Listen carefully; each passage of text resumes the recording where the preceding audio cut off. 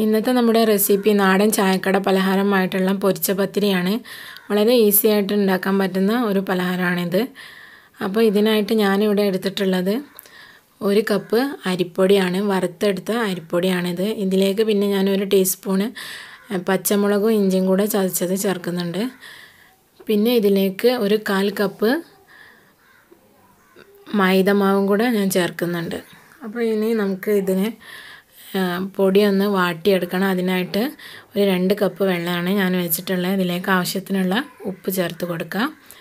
തിളച്ച് വരുന്നുണ്ട്. അപ്പോൾ നമുക്ക് അരിപ്പൊടി ചേർത്ത് മിക്സ് ചെയ്തെടുക്കാം.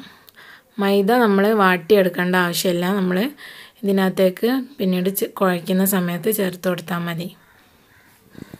അപ്പോൾ ഇത് കുറച്ച് ലൂസായിട്ടാണ് ഉണ്ടാവുക. അപ്പോൾ അത് ടൈറ്റാക്കാൻ വേണ്ടിയിട്ടാണ് നമ്മൾ മൈദ ചേർക്കുന്നത്. അപ്പോൾ മൈദ ചേർക്കുമ്പോൾ ഒന്നുകൂടെ സോഫ്റ്റ് ആവുകയും ചെയ്യും, ഒന്നുകൂടെ ടേസ്റ്റി ആയിരിക്കും. അപ്പോൾ ഇത് ഞാനിവിടെ വാട്ടിയെടുത്തിട്ടുണ്ട്. നമുക്ക് ഫ്ലെയിം ഓഫ് ചെയ്തിട്ട് ഈ ചൂടോടെ തന്നെ ഒന്ന് കുഴച്ചെടുക്കണം. ഇത് കുഴച്ചെടുക്കുന്ന സമയത്താണ് നമ്മൾ ചതച്ച് വെച്ചിട്ടുള്ള പച്ചമുളകും ഇഞ്ചിയും കൂടെ ഉള്ള മിക്സ്ചറും അതുപോലെ തന്നെ മൈദയും കൂടെ ചേർത്ത് കൊടുക്കുന്നത്. ഇത് രണ്ടും കൂടെ അതിനകത്തേക്ക് ചേർത്തിട്ട് നല്ലതുപോലെ ഒന്ന് സോഫ്റ്റായിട്ട് കുഴച്ചെടുക്കണം.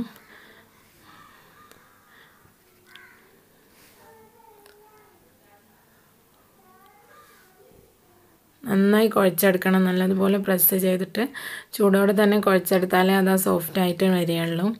ഞാനിതോടെ കുഴച്ചെടുത്തിട്ടുണ്ട്.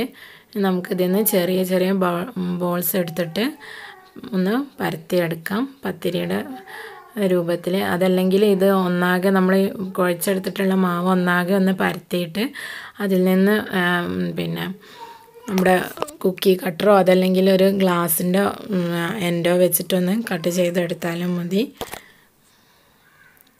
ഞാനിവിടെ ചെറിയ ബോൾസ് ആക്കിയിട്ട് കയ്യിൽ വെച്ചൊന്ന് പ്രസ് ചെയ്തിട്ട് ആണ് ഷേപ്പാക്കി എടുക്കുന്നത്.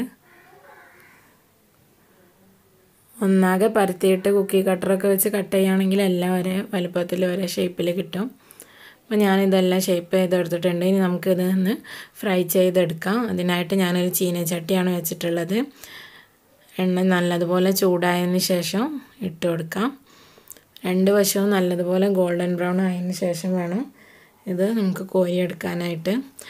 അപ്പോൾ ഇത് വറുത്തെടുക്കുന്ന സമയത്ത് തീ എപ്പോഴും മീഡിയം ലോ ഫ്ലെയിമിലായിരിക്കണം. ഹൈ ഫ്ലെയിമിൽ ഇട്ടിട്ട് ഇത് വേവിച്ചെടുക്കരുത്. അപ്പോൾ ഇതിൻ്റെ ഉൾവശം വെന്ത് വരില്ല. ഒരു ഭാഗം ഒന്ന് ഗോൾഡനായി വരുമ്പോൾ ഒന്ന് മറിച്ചിട്ട് കൊടുത്തിട്ട് മറുവശം ഒന്ന് ഗോൾഡൻ ബ്രൗൺ ആക്കി എടുക്കാം.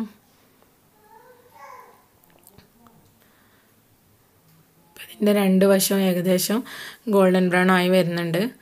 നമുക്കിനി ഇത് എണ്ണയിൽ നിന്ന് കോരി മാറ്റാം.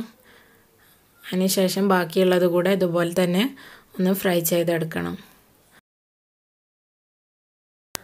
അപ്പോൾ ഇന്നത്തെ വീഡിയോ എല്ലാവർക്കും ഇഷ്ടമായിട്ടുണ്ടാകുമെന്ന് കരുതുന്നു. വീഡിയോ ഇഷ്ടമായെങ്കിൽ ഷെയർ ചെയ്യാനും ലൈക്ക് ചെയ്യാനും മറക്കരുത്. അതുപോലെ സബ്സ്ക്രൈബ് ചെയ്തിട്ടില്ലാത്ത ആളാണെങ്കിൽ സബ്സ്ക്രൈബ് ചെയ്യാനും മറക്കരുത് കേട്ടോ.